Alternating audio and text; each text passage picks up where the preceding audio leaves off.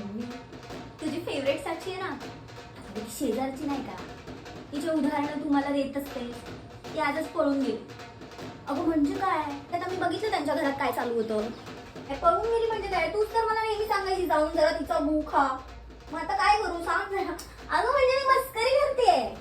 पळून गेली तर कोणासोबत गेली? अगं तो नाक्यावरचा राख्या नाही का, त्याच्यासोबत.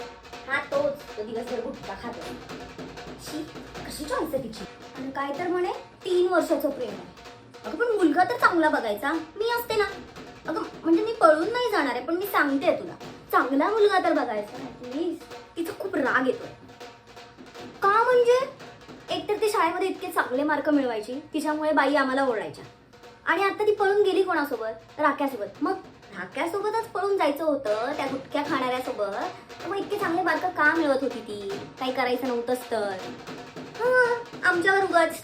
नाही मम्मी, साक्षीने तर तुला तोंडावर पडलं नाही का?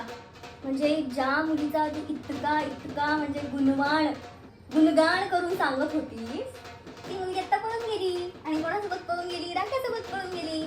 मी मला म्हणायची तिचा गू खा, तिच्यासारखं शिक जरा, तिच्यासारखा अभ्यास कर जरा, तिच्याकडून काहीतरी तिचे गुण घे जरा.